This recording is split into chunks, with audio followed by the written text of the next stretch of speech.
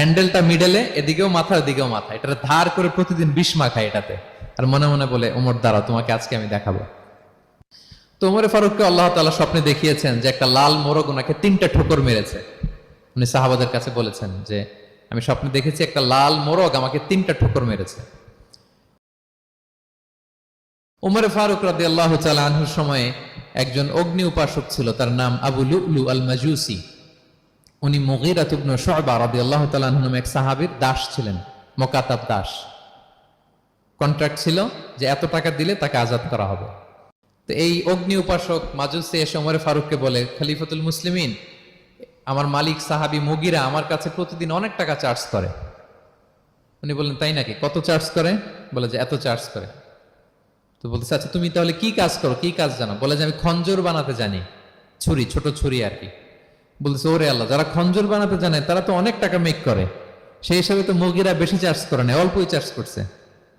সে ইনসাফপূর্ণ চার্জই করেছে। কিন্তু এই আবু লুলু আল মাজুসির এই কথাটা পছন্দ হয় না, সে রাগান্বিত হয়ে গেল, হয়ে বলে, ওমর, সবার ক্ষেত্রে তুমি নরম আর আমাকে তুমি কঠিন নিয়ম শেখাও না, দাঁড়াও তোমাকে আমি দেখাচ্ছি। মনে মনে বলতেছে এটা। রেগে মেগে সে বাড়িতে এসে আজকে একটা খঞ্জর বানাইছে, 2 মুখ খঞ্জর। ওয়া মাকবাদাতুহু ফি ওয়াসাতি, এটার হ্যান্ডেলটা মিডলে, এদিকেও মাথা ওদিকেও মাথা, এটা ধার করে প্রতিদিন 20 মা খায় এটাতে। আর মনে মনে বলে, ওমর দাঁড়াও, তোমাকে আজকে আমি দেখাবো। তো ওমরে ফারুককে আল্লাহ তাআলা স্বপ্নে দেখিয়েছেন যে একটা লাল মোরগ ওনাকে 3টা ঠোকর মেরেছে। উনি সাহাবাদের কাছে বলেছেন যে আমি স্বপ্নে দেখেছি একটা লাল মোরগ আমাকে 3টা ঠোকর মেরেছে। তো সে খঞ্জরকে ধার দিয়ে একদিন ফজরের নামাজে, ওয়াকানু ইউসাল্লুনা বিগালাস, ওনারা খুব অন্ধকার থাকতে ফজরের নামাজ পড়তো। সে বুরনুস, এক ধরনের জুব্বা যেটার মাথা আছে, ওটা পরে হুডির মতো আর কি, হুডি চেনেন তো না?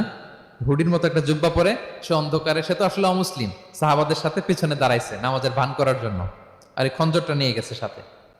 ওমরে ফারুক ফজরের সালাত শুরু করলেন, প্রথম রাকাত শেষ করলেন, দ্বিতীয় রাকাতের জন্য যখন দাঁড়াইছেন তখনই সে প্ল্যান মাফিক খঞ্জর বের করে ওমরে ফারুকের পেটের মধ্যে 3বার স্টেবিং করলেন, আঘাত করলেন।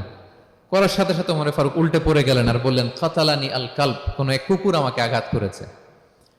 তো সাহাবার ওমরে ফারুককে ধরলেন, আর এই অগ্নি উপাসক এই খঞ্জর নিয়ে কাতারের মাঝখান দিয়ে 2 দিকে খঞ্জর চালাতে চালাতে যাচ্ছিলেন। যে সাহাবাই ধরে সেই আঘাতপ্রাপ্ত হয়ে ওখানে 7 থেকে 10 জন স্পট ডেথ, জায়গায় মারা গেছে।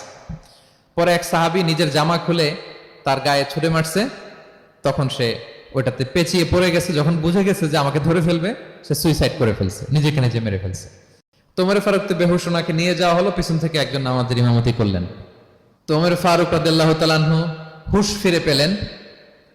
হুশ ফিরে পাওয়ার পরে দিনের বেলা যখন হুশ আসলো ওনার, যে হায় হায়, আমাদের আমিরুল মুমিনিনের কি জানি কি হয়।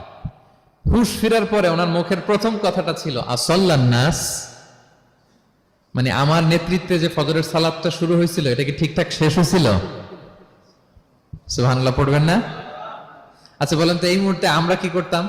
ওনাকে যে স্টেবিং করছে, চিকিৎসক এসে দুধ দেয়, দুধ পেট দিয়ে বেরিয়ে যায়, নাবিজ দেয়, নাবিজ বের হয়ে যায়, মানে উনি ইন্তেকাল করবেন, এটা বোঝাই যাচ্ছে। এমন কঠিন পরিস্থিতিতে আমরা যদি হসপিটালে হুশ ফিরে পেতাম, আমরা কি বলতাম বলেন দেখি? কে কি বলতেন? কে মারছে, আমারে বাঁচানো যায় কিনা, মাউন্ট এলিজাবেথে নিয়ে চলো, সিঙ্গাপুরে অথবা বামরুন গ্রেডে নিয়ে চলো, আমেরিকাতে নিয়ে চলো, অথবা আমার তো ওখানে ব্যাংক ব্যালেন্স আছে, আমি তো মরে যাবো, আমার ছেলেগুলার কি হবে, হ্যাঁ, আমার মেয়েগুলার কে দেখবে, এগুলো ছিল আমাদের কনসার্ন। তো ওমর ফারুক জানতেছেন যে উনি পৃথিবী থেকে বিদায় নিচ্ছেন, একটু হুশ ফিরে পাইছেন। হুশ ফিরে পাওয়ার পরে প্রথম কথাটা ছিল আসাল্লান নাস, লোকেরা কি নামাজ পড়েছিল? আল্লাহু আকবার। তাহলে এটা কত গুরুত্বপূর্ণ ইবাদত, কিভাবে এই সালাতকে সাহাবারা অফার করতেন। তো খুশু খুদুর সাথে যদি আমরা সালাত অফার করতে চাই, আমাদেরকে জামাতে পড়তে হবে। একাকি পড়লে দেখবেন মনে দিকে যায়, ওদিকে যায়, কয় রাকাত পড়ছি ভুলে যাই, এরকম হয় না? একাকি পড়তে গেলে এটা করা যাবে না, জামাতে পড়তে হবে। সালাতে কি কি বলতেছেন এগুলোর অর্থ বুঝে যদি সালাত অফার করেন, তাইলে আপনার সালাতে মনোযোগ থাকবে। সুবহান রাব্বিয়াল আলা, সুবহান রাব্বিয়াল আযীম, এর অর্থ কি? সূরা ফাতিহা যে প্রতিদিন পড়ি, কি সুন্দর প্রার্থনা সূচক বাক্য, এর অর্থ কি? আল্লাহ সকল প্রশংসা তোমার, আল্লাহ তুমি দয়াময় মেহেরবান, আল্লাহ তুমি বিচার দিবসের মালিক, যেদিন তোমার আরশের ছায়া ছাড়া কোনো ছায়া থাকবে না। নবীদের যে পথে চালিয়েছে ওই পথে আমাদেরকে চালাও, যারা ভ্রান্ত হয়েছে, যারা তোমার ক্রোধের শিকার হয়েছে ওই পথে আমাদেরকে চালিও না। কি চমৎকার চমৎকার কথামালা দিয়ে আমরা এই দোয়াগুলো পড়ি। আমরা অর্থ বুঝি না বলে আমাদের হৃদয়েও টাচ করে না, ঠিক কিনা?